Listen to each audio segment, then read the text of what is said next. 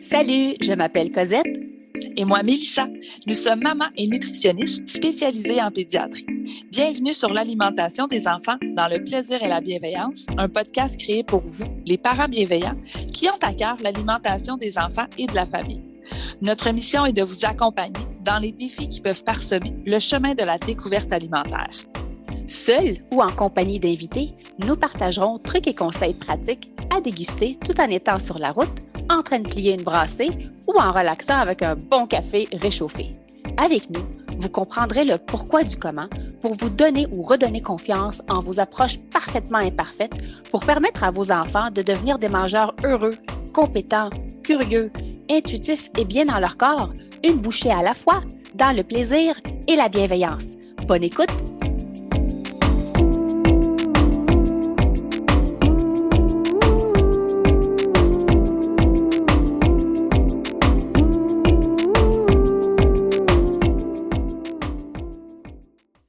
Salut les parents bienveillants et bienvenue au podcast L'alimentation des enfants dans le plaisir et la bienveillance. Salut Cosette! Bon matin Mélissa, comment vas-tu? Ça va bien toi? Ça va bien, on est dans les préparatifs de l'Halloween. Alors aujourd'hui, on va parler d'un sujet très, très, très chaud, qui est la place du sucre dans l'alimentation des enfants et des ados. Alors là, chers parents, le but de cet épisode, ce n'est pas de vous dire combien de sucre, ni même si vous devriez ou non en consommer ou en proposer à vos enfants.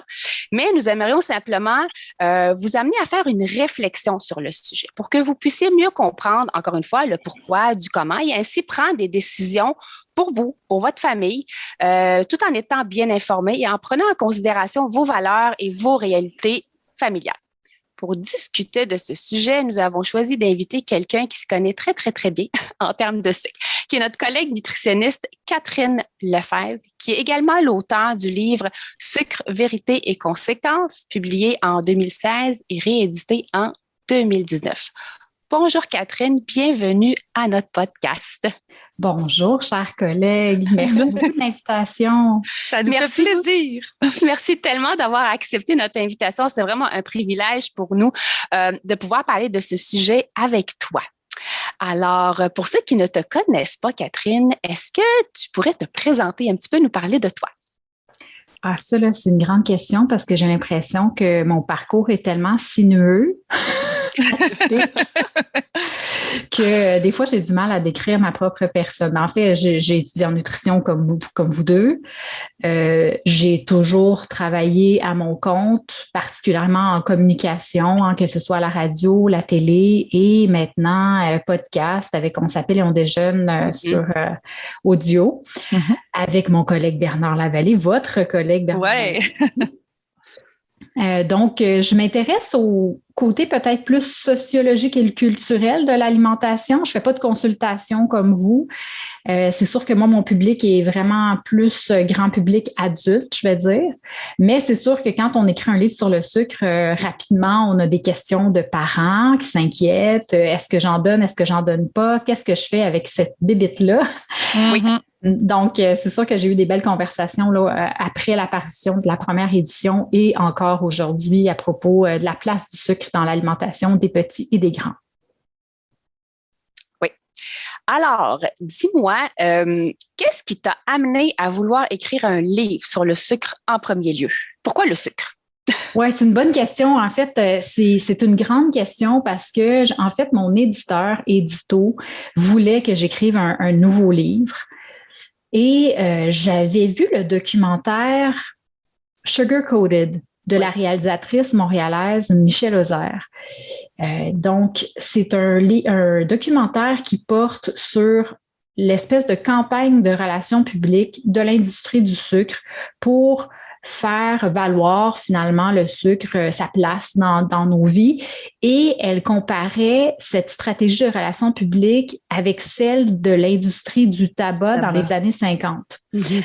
Donc, moi, c'est définitivement ce documentaire-là qui m'a ouvert les yeux à l'égard du sucre comme un ingrédient, un exemple dans l'alimentation qu'on peut prendre pour expliquer à quel point ça peut aller au-delà de l'assiette, au-delà de combien de grammes de sucre je mets ou je ne mets pas dans ma recette, mais c'est un ingrédient historique. Hein? Quand on s'intéresse à l'histoire du sucre, on plonge dans l'histoire de l'esclavage, qui est une histoire absolument amère.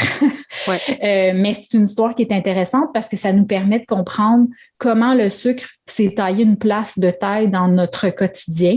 Puis pour moi, c'est très important, encore une fois, le côté culturel, social. Qu'est-ce qui a fait en sorte que c'est devenu...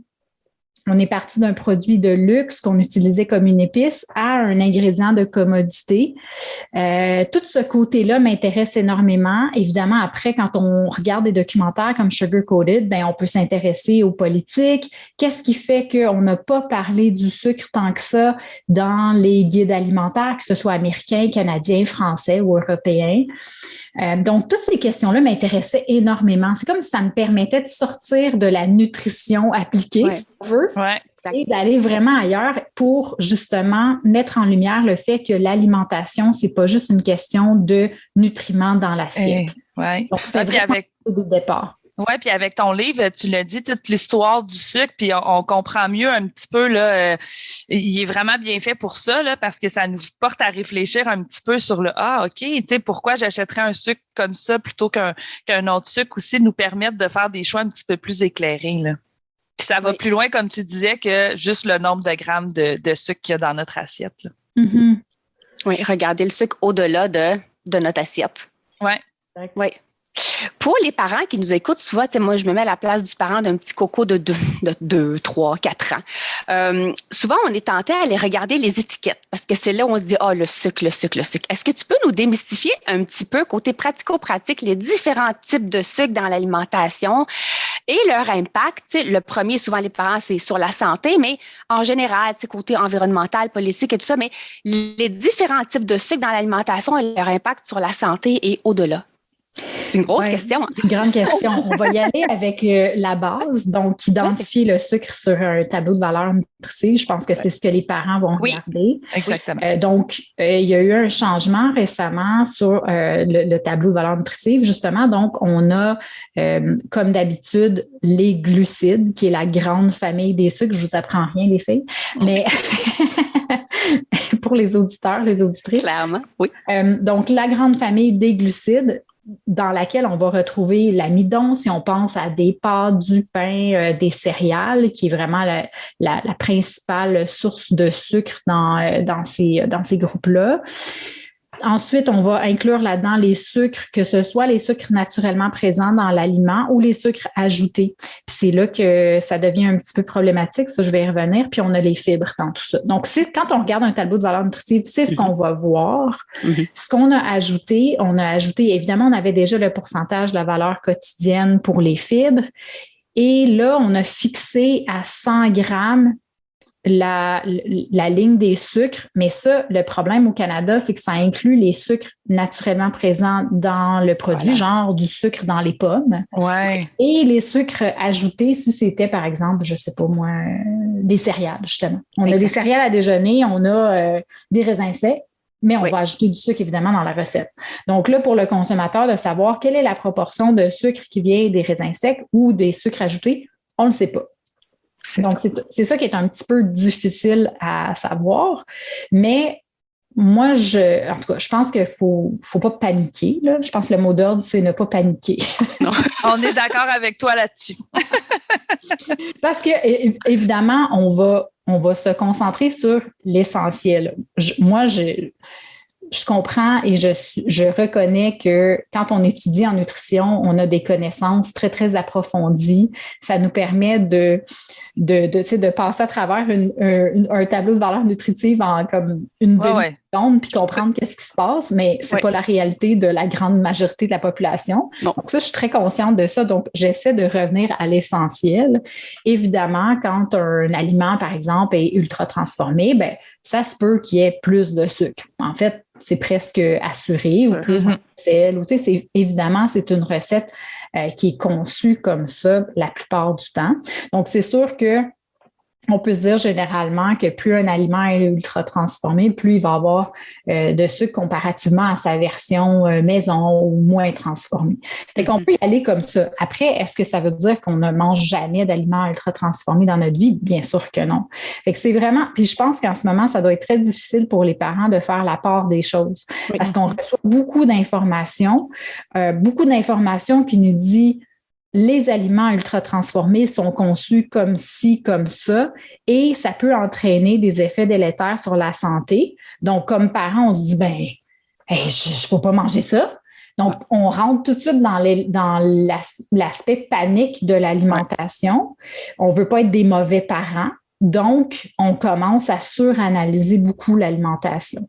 Je pense que des fois, ça vaut le coup de prendre un pas de recul puis de dire, OK, moi, dans ma réalité, tu le disais bien, Cosette, au début, dans ma réalité, dans mon emploi du temps, qu'est-ce que j'ai comme espace mental là, pour faire des choix alimentaires qui ont de l'allure pour ma réalité, selon les goûts de mes goûts et les goûts de ma famille, puis de m'y retrouver un peu là-dedans. Oui. Donc, ça va revenir souvent, là, je vous dis tout de suite, parce que c'est parfait. J'ai vraiment senti beaucoup d'éléments de panique, des questions des gens, parents ou non. Là, je pense que plus on a d'informations en nutrition, plus on se retrouve dans une espèce d'océan d'informations à démêler, là, puis on a du mal. Puis je pense que ça peut être beaucoup plus simple que ça. Oui. Donc, pour le tableau de valeur, je ne sais pas quelles sont les questions que les gens vous posent, en fait, parce que moi, je ne le regarde pas bien, le tableau de valeur, pour être bien honnête, là. C'est qu'en fait, les parents vont regarder un petit peu le pourcentage, puis après ça, rapidement, ils vont aller regarder la liste des ingrédients. Okay. Et là, ils disent, oui, mais le sucre, il se déguise en tellement de mots. Ouais. Mais ça, c'est une autre chose qui est améliorée, en fait. Oui, voilà. Dans la liste des ingrédients, maintenant, on a rassemblé les sucres. Donc, tout de suite, on va voir sucre, entre parenthèses, toutes les versions déclinées des sucres, que ce soit du miel, du sirop de glucose, fructose, du sirop d'érable. Tout ça va se retrouver entre parenthèses. Donc, déjà, ça nous permet d'avoir une meilleure idée des types de sucres qui se retrouvent. Puis c'est sûr qu'en les regroupant ensemble, souvent, ils vont se retrouver au début de la liste parce que la liste est conçue pour avoir les ingrédients en ordre décroissant, donc de la plus grande quantité à la plus petite. Donc, rapidement, les sucres vont se retrouver au début quand on les rassemble. Donc, ça nous indique aussi, est-ce qu'il y a beaucoup de sucre? Parce que si ça apparaît au début de la liste des ingrédients, bien, probablement que si ça va genre être farine, sucre, puis après ça, les autres ingrédients. Oui. Donc, ça peut être un indicateur. Mais après, c'est sûr que, je pense que faut aussi regarder c'est quoi la base de l'alimentation, puis après, les ingrédients qu'on choisit, puis qu'on se dit, c'est sucré, pas sucré, mais c'est comme un dessert ou je sais pas trop, là, des bonbons, justement. Normalement, c'est sucré des bonbons, des biscuits. C'est normal que ce soit sucré. Exactement. C'est dommage que ce ne soit pas sucré des biscuits, en tout cas. Donc, je pense qu'il faut faire vraiment la part des choses. Puis aussi, c'est important. Moi, je trouve que l'élément le plus important, là, puis ça, c'est pour les parents, les enfants, tout le monde, c'est de jamais oublier le goût. Oui. Le goût, justement, dans le développement de l'enfant, on veut qu'il... Le plaisir de manger. Oui, qu'il soit capable de détecter les différentes saveurs. Oui, le sucré, le salé, l'acidité, l'amertume. Ça nous suit toute notre vie, ces palettes-là de saveurs. Et plus on développe ça jeune, plus après notre alimentation, corrigez-moi si je me trompe, mais j'ai l'impression que plus notre alimentation a le potentiel d'être diversifié. Exact. On apprécie ces changements de saveurs-là. Donc, on n'est pas dans une constance de très sucré, très salé, très gras. Ou pas du tout. Ou pas du tout. Pas de sel, pas de sucre, pas de gras. Là, c'est ça, à un moment donné, on perd le plaisir aussi. C'est ça, exactement. On le perd assez vite, j'imagine. Oui, très, très vite. Donc, c'est ça. Fait que je sais pas, je pense pas que je réponds très précisément à la question parce que justement, je suis pas clinicienne. Fait que moi, je suis tout le temps dans des espèces de concepts un petit peu trop généraux, je pense. Mais oui, on peut avoir l'information. Je pense maintenant, on peut avoir l'information de façon plus claire, mais au final, je sais pas si c'est vraiment plus clair. Mais je pense que tu l'as bien expliqué aussi. Puis moi, en consultation, c'est souvent, c'est quoi la meilleure céréale? C'est quoi la meilleure barre tendre? C'est quoi la... Puis des fois, on va leur donner vous pouvez regarder en effet la quantité de sucre, vous pouvez regarder la liste d'ingrédients. Mais moi, des fois, je vais aussi en revenir à dire, à un moment donné, des biscuits Oreo, ça sert à rien de regarder. Vous le savez, là, qu'est-ce qu'il y a dans des biscuits Oreo, que c'est peut-être pas. Mais en même temps, regardez à quelle fréquence vous les mangez, puis misez diversité. Essayez justement, cette semaine, c'est ces céréales-là qu'on a achetées, la prochaine fois, quand il y en aura plus, on va en acheter d'autres pour amener votre enfant à vouloir découvrir, mais sans diaboliser non plus, parce que, puis ça, on en a déjà parlé dans d'autres épisodes, mais tu sais, on est tout le temps content. Ah, mes enfants, ils goûtent à tout, ils mangent tous les fruits, les légumes, ils aiment ça, mais mon enfant va me demander de manger justement des Fruit Loops, puis non, ça, moi, j'achète pas ça. Mais il veut les découvrir, peut-être qu'il va les manger. Moi, je me souviens très bien, mes filles ont mangé une fois des Fruit Loops dans leur vie, puis ils ont même pas fini leur bol. Maman, c'était trop sucré, j'ai pas aimé ça. Tu sais, finalement, c'était pas ça que je voulais. Puis ils mangent des toasts au Nutella de temps en temps. Tu sais, fait que rendu là, faites confiance à vos enfants, amenez-les, comme tu as dit, à découvrir les saveurs et toutes les saveurs sans les diaboliser et sans nécessairement penser que parce qu'on donne le sucre aux enfants, après ça, ils ne vont vouloir manger que ça. Ben non, eux autres, ils sont en train d'apprendre. Puis moi-même, je veux dire, j'en mangeais quand j'étais petite du sucre, puis aujourd'hui, je mange aussi de tout. J'aime encore beaucoup les aliments sucrés, mais je mange aussi de tout. Mais si j'en avais pas eu quand j'étais jeune, peut-être que ma relation serait pas la même aujourd'hui en tant qu'adulte. En même temps, je ne sais pas si on a besoin de les exposer à des Fruit Loops, tu sais, ou à des céréales très sucrées, dans le sens que moi, j'ai pas tellement, puis tu sais, c'est anecdotique là, ce que je raconte, mais tu sais, j'ai pas tellement été exposée aux trucs hyper sucrés. Et je sais pas, je pense pas que c'est pour ça. En fait, moi, quand je dis ça, c'est pas nécessairement justement commencer à tout acheter pour les exposer. Par contre, quand il y a une demande de l'enfant. Donc, des fois, l'enfant va avoir vu un ami manger ça à l'école ou il va aller à l'épicerie. Puis, tu sais, donc, des fois, moi, c'est le côté, on va le découvrir pour des fois peut-être réaliser que, finalement, c'était pas si bon que ça. Mais on l'a goûté, on a fait l'expérience, comme on va le faire avec tous les autres aliments. Oui. Ce ne sera pas, comme je disais non plus, OK, non, tous les aliments, faut absolument... Non, il y a plein d'affaires que, tu sais, je veux dire, il n'y a pas d'intérêt, on les mange pas. Là, tu sais, les puddings licornes à l'épicerie, pour moi, c'est pas nécessaire qu'on les achète puis qu'ils goûtent. Je pense que ça enlève l'espèce d'aura de comme... Oui, c'est ça, exactement. Comme, justement, licorne, là, que c'est tellement inaccessible que tu le mets sur un piédestal pas possible parce que c'est jamais permis, entre guillemets.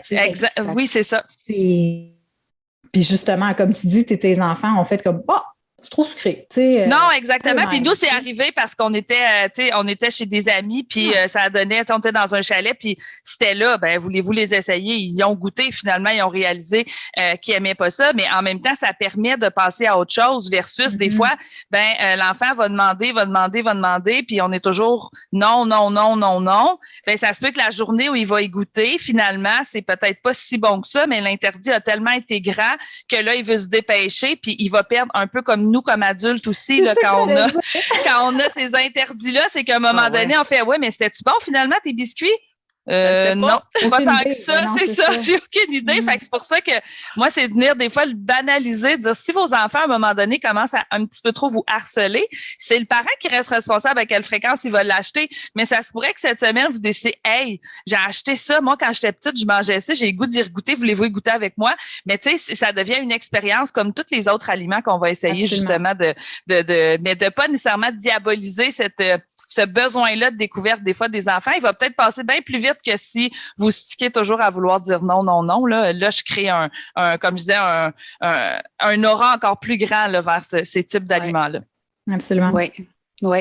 Il y a une autre question qu'on nous la pose très souvent, puis toi aussi, Mélissa, probablement. Est-ce que du sucre brun, c'est mieux que du sucre blanc? Est-ce que du sirop d'érable, est-ce que c'est mieux que du miel? On a la réponse. On aimerait mieux t'entendre, toi, démystifier le tout entre les différentes sortes de sucre qu'on entend le plus souvent. Donc, en pâtisserie, on va mettre du sucre brun, c'est mieux que le blanc. Je mets du sirop d'érable, c'est mieux que le miel. Et de la façon comment c'est digéré, est-ce que c'est différent? Je vais taper. Je te dirais que c'est une question que les adultes en général me posent beaucoup en conférence et j'ai toujours l'impression de briser leurs rêves. Mais parce que c'est ça, c'est comme depuis 6 mois, 1 an, 2 ans, j'ai enlevé tout le sucre blanc de mon du sirop d'érable. Je suis comme parfait, vous avez un solide budget pour faire vos desserts. Exactement. Mais en fait, c'est ça. Tu sais, comme je le dis dans mon livre, au fond, ça ne change pas grand-chose d'un point de vue métabolique. Je vous apprends rien, mais parce qu'au final, tu sais, le corps ne fait pas la distinction entre cette molécule vient du miel d'été de tel apiculteur. Là, tu sais, une molécule de glucose, elle ne change pas, que ce soit dans du miel ou du sucre blanc ou du sucre brun. Ce qui va changer, c'est le goût. Et effectivement, du sirop d'érable, du miel, c'est excellent au goût. Oui. Pour moi, ça, c'est comme, si tu veux faire ta recette de biscuits avec du sirop d'érable, vas-y, tu sais, c'est sûr que si tu tripes sur le goût du sirop d'érable, parfait, mets la quantité que tu veux. Si tu veux mettre la quantité que dans la recette, bon, tu vas sans doute ajuster un peu parce que c'est liquide, là. Ouais. Mais au final, tu n'as pas à réduire la quantité de sirop d'érable si toi, tu aimes ça, un biscuit très sucré.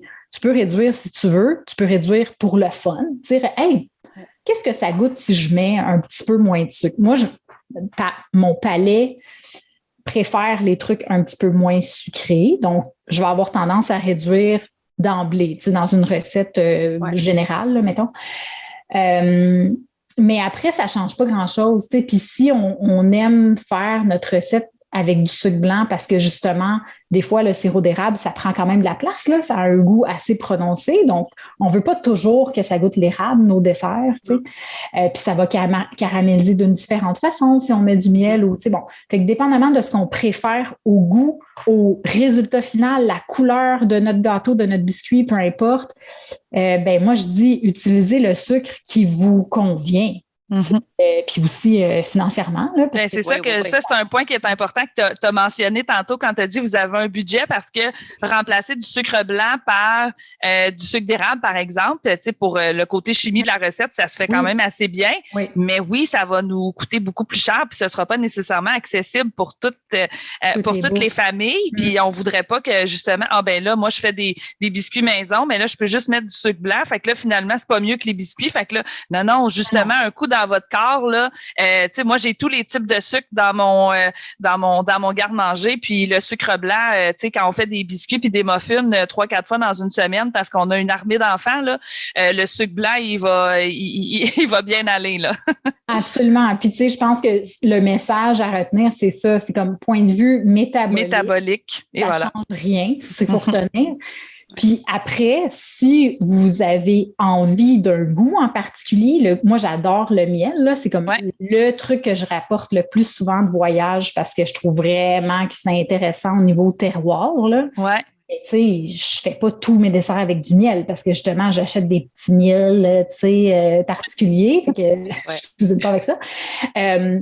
Sirop d'érable, si vous aimez ça, si vous êtes à fond dans le manger local, c'est on a quand même des sucres québécois. Le miel, le sirop d'érable, c'est génial pour ça, mais c'est pas obligé. Tu sais, comme prenez le sucre que vous voulez, le sucre qui donne le meilleur résultat, le goût qui va permettre d'avoir le goût souhaité de la recette finalement. Exactement. Oui. Puis il y a moyen aussi dans nos recettes de réduire un peu la quantité de sucre si ça fait partie de nos objectifs pour X raisons en tant que... Il y a moyen de le faire. Puis, si je ramène ça vraiment au côté enfant, au côté pédiatrique, ce qui revient souvent, les parents nous disent « Oui, mais quand il mange un biscuit, il est excité, il est énervé, il saute partout. » Qu'en penses-tu de cette affirmation-là que les parents remarquent parfois quand les enfants vont manger un biscuit ou un biscuit que ça fait longtemps qu'ils n'ont pas vu ou 2-3 biscuits, ils vont se mettre à grimper sur les murs, ils vont se mettre à sauter partout. Toi, dans les études, est-ce que tu as vu un lien avec le côté comportemental chez les enfants, même chez les adultes, je te dirais. Oui, mais en fait, je parle un peu à travers mon chapeau. Au côté études, là, c'est sûr que c'est pas très concluant, mais ça reste que le terrain est quand même important, je pense. Tu sais, des fois, on n'a pas tous les résultats dans les études, puis sur le terrain, on vit des choses quand même. Oui. Si on ne vit pas dans un laboratoire, finalement. Mais je pense qu'il y a peut-être un élément environnementale. C'est sûr que si le biscuit ou le sucre est jamais permis, entre guillemets, encore une fois, et que là, on fait comme la recette de brownies avec des morceaux de chocolat dedans, puis c'est comme la grosse affaire, ben, l'élément, comme l'événement autour de la recette, ça sent bon dans la maison et qu'on a hâte que ça sorte du four. Ça, là, je veux dire, comme adulte, j'en parle, puis je suis excitée par en dedans. Tu sais, fait que je suis comme, genre, et que j'irais donc faire des brownies. Comme, on le vit comme adulte. Fait que je pense que pour un enfant, c'est tout à fait normal. Tu sais, une fête d'enfant, on est avec nos amis, il y a des petites surprises, on vient de jouer à un jeu, on a peut-être gagné au petit jeu. Tu sais, il y a comme tout un élément de surprise, de fête, de bonne humeur, tout le monde rit, tu sais. J'ai l'impression que ça vient probablement plus de là et c'est ce que les études rapportent aussi. Tu sais. Après, comme parent, je ne sais pas ce que vous vivez, mais je pense que c'est quand même important le facteur environnemental. Oui. Le contexte dans lequel ces aliments-là sont présentés, est-ce que c'est un contexte de fête? Et moi, je pense mon attitude, mon comportement quand je le présente à l'enfant. C'est rare que je vais dire à mon enfant, « Wouhou, j'ai cuisiné du brocoli rôti ce soir. » Je suis pas énervée quand je présente du brocoli habituellement, mais quand c'est un dessert, puis ça fait un petit bout que je l'ai pas fait, je suis plus énervée que mon enfant, fait que veut pas, ben, je crée une ambiance festive autour de cet aliment-là. Donc oui, effectivement, il n'y a pas de lien entre le comportement de sucre en tant que tel, mais c'est plus une question de contexte, d'environnement dans lequel on présente ça. Donc, je suis contente que on a le même discours là-dessus, même pour les adultes. Puis, c'est vrai, honnêtement, moi, quand je prépare mon gâteau 3 étages, je suis toute énervée de le montrer, mais tout le monde est énervé, puis ils n'ont même pas goûté encore. Oui, c'est ça. Ben, oui, puis tu l'as bien dit, puis là, tu sais, l'Halloween s'en vient, puis penser la fête, penser, tu sais, des fois, oh mon Dieu, ils vont être énervés, ils vont tellement manger de sucre, mais questionnez juste un minimum vos enfants, là, puis vos enfants vont vous dire qu'ils ont hâte de se déguiser à l'école. Tu sais, c'est une journée spéciale. Le sucre vient, oui, dedans, puis peut-être que pour certains enfants, ça devient aussi leur seul moment dans l'année où ils vont pouvoir avoir peut-être une petite quantité de sucre bien gérée par papa et maman. Fait que oui, vous avez l'impression, mais comme on l'a dit, le contexte, beaucoup plus que la molécule de sucre va amener justement le côté excitation qui vient avec. Puis, tu sais, l'enfant, nous, on est un adulte, on est excité, je veux dire, on est capable, on courra pas autour de l'îlot parce qu'on a fait des brownies, tu sais. Mais l'enfant, lui, son excitation va aussi se démontrer par le côté physique, là. Fait que c'est pour ça aussi qu'on a l'impression que, tu sais, ils sont énervés puis que le sucre va les énerver puis le sucre va les empêcher de dormir. Pas nécessairement, en effet, c'est peut-être plus l'effet fête là, de leur faire redescendre qui va avoir cet effet-là sur eux. Oui. Puis le fait, c'est de leur permettre d'exposer les enfants à une fréquence qui correspond aux valeurs de la famille. Tu sais, moi, chez nous, j'en avais 2-3 fois par semaine, mais j'avais le choix d'en prendre ou pas. Puis je savais que si je refusais cette fois-là, puis que j'allais le revoir éventuellement. Donc, il n'y avait pas cet effet de restriction ou de limite. Je ne le ressentais pas. Donc, quand on était en contact avec ces aliments-là, lorsqu'on était en présence, on était capable quand même de s'autoréguler. Lorsqu'on voit les familles dire « Oui, mais ils mangent juste ça » ou « C'est gênant quand il voit une fête d'amis, il est parqué devant le bol de jujube puis il bouge pas de là. » Fait que là, on se dit, ben c'est peut-être qu'il le voit peut-être pas assez souvent à la maison. Puis là, il y a de la difficulté à s'autoréguler. Puis ça se peut qu'il en mange tellement qu'il va avoir mal au ventre. Mais ils apprennent par leurs expériences, je pense, les enfants. Puis ils apprennent pas par faire ce que je dis, pas ce que je fais, mais on va leur laisser faire leurs propres expériences. Puis ça fait partie des expériences, malheureusement, que ça fait mal au cœur de parents. Mais je pense que c'est comme un peu un passage obligé. Et le fait de les présenter un petit peu plus souvent à la maison. C'est sûr que les premières fois, l'enfant va peut-être y aller plus vers cet aliment-là, en manger plus, puis à un moment donné, quand l'effet de nouveauté disparaît, quand ça devient un aliment, juste un aliment, pas besoin d'en faire tout un plat, donc il est plus sur un piédestal, mais l'enfant va peut-être même parfois manger une bouchée de biscuit, puis le laisser là, puis aller vers son repas. Fait que c'est vraiment, je pense, exposer les enfants dans le sens que c'est pas « je veux absolument t'en donner », c'est que moi, chez moi, je sais pas, on fait des carrés aux dates, mais je les achète pas, je les fais mes carrés. Fait que j'expose mes enfants là-dessus. À l'Halloween, ben oui, bien sûr, chacun va avoir sa petite récolte, puis le premier soir, tout le monde va en manger, le lendemain, on va en manger, le surlendemain, puis à un moment donné, on dirait qu'au lieu que ça soit sur la table à la vue de tout le monde, ben écoute, il est pas caché, il est juste tout simplement à un endroit moins visible à l'œil quand tu reviens de l'école. Puis quand ils en ont besoin, ben on va en choisir 3-4 puis on va les manger en famille. Je pense le comment manger les aliments a tellement un impact. Ça, tu l'as dit au début, Catherine, le comment présenter, le comment apprécier les aliments, comment permettre à mon enfant d'apprivoiser tous ses goûts en bouche. Tu sais, le surette, le amer, le sucré, ça, c'est des goûts, puis ça se développe vraiment dès la petite enfance.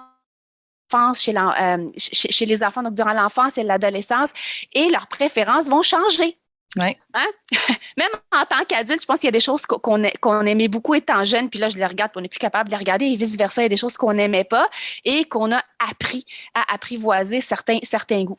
Alors, pour les parents qui ont peur de l'Halloween, inquiétez-vous pas, on ne va pas briser nos enfants parce qu'on va leur permettre de manger une fréquence un peu plus, je vous dirais, un peu plus élevée durant les prochaines semaines qui vont venir suite à leur récolte de bonbons. Alors, Catherine, tu as 3 points que tu voudrais que les gens retiennent en lien avec le sucre aux parents. Quels seraient les 3 points que tu aimerais que les parents en fait, retiennent de cet épisode-là? Bon, premier point, pas de panique. J'aime ça, moi aussi. Pas de panique. On inspire profondément, puis on panique pas. Deuxième point, tu sais, c'est ça, je pense que le côté, vous l'avez très bien mentionné, tu sais, le côté environnemental. Dans quel environnement on présente le sucre, puis est-ce que ça peut faire partie de la découverte des autres saveurs, tu sais, qu'on explore autant l'acidité, l'amertume, le salé, le sucré, parce que c'est toutes des expériences qui se valent et qui vont qui ont leur place de plus en plus au fur et à mesure qu'on introduit les aliments aux enfants. De plus jouer là-dessus, tu sais, que c'est normal, je veux dire, on aime tous le sucre, là, génétiquement, là. Ouais. Donc, c'est normal d'aimer le sucre, mais c'est normal aussi de développer ses saveurs. Ça me ramène au goût, tu sais, de penser à développer un palais qui reconnaît les saveurs. Et pour ce faire, ben, il faut de la diversité dans l'assiette. Puis ça inclut du sucre. Et voilà. Donc, mais ça inclut d'autres choses aussi. Oui. Puis je pense que quand on met moins l'accent, ça revient à l'exemple des brownies ou comme tu disais, Cosette, genre, ben là, on fait pas une fête quand on cuisine des brocolis, là, mais pourquoi pas, dans le fond? Tu sais, comme si, tu sais, hey, est-ce qu'on est allé à la ferme, puis là, on a vu des courges dans le champ, puis là, on cuisine. Tu sais, je pense qu'il peut y avoir un élément de fête, même si c'est pas du gâteau, comme il peut moins avoir, tu sais, ramener ça à quelque chose d'un petit peu plus normal. Ben oui, c'est correct d'avoir des bonbons sur la table, d'avoir des bonbons. Là, on est dans le contexte de l'Halloween. Ben oui, c'est correct de garder un bol de bonbons sur le comptoir. C'est la semaine de l'Halloween. Tout le monde les décorations d'Halloween sont encore dans les rues. Tu sais, cet élément un peu festif-là, c'est correct aussi. À un moment donné, les enfants, ils vont en revenir, là, comme moi, je me rappelle, là, les bonbons, je pense que ma mère les jetait parce qu'ils étaient plus bons. Là, à un moment donné, j'en revenais tellement que j'ai ramassé la poussière. Mais ça, donc pas de panique, pensez au goût, l'espèce d'exploration, puis tout ça. Puis peut-être, c'est ça, tu sais, la simplicité, tu sais, de ne pas... c'est difficile, je pense, encore une fois, avec toute l'information qu'on a maintenant par rapport à l'alimentation, si tu bon, si tu pas bon, je veux être un bon parent si je fais ça, si je donne ça à mon enfant, si je donne pas ça. Revenir à la base, tu sais, prendre une espèce de pas de recul puis faire comme, hey, c'est quoi qui est vraiment important, là? Que mon enfant mange à sa faim, première affaire. Puis deuxièmement, c'est quoi mon contexte à moi personnel? C'est quoi l'emploi du temps que j'ai? C'est quoi mon budget? C'est quoi mes valeurs culturellement? Qu'est-ce qui est intéressant pour nous dans la cuisine? Tu sais, c'est ça l'important. À un moment donné, là, suranalyser l'alimentation, là, ça devient vraiment très lourd. Puis je pense que les parents ont assez une charge mentale pesante sur les épaules qu'ils peuvent se simplifier la vie là, sur les micro-détails de l'alimentation. Ah, clairement. Être bienveillant envers nous. Ouais. Être indulgent envers nous. Absolument.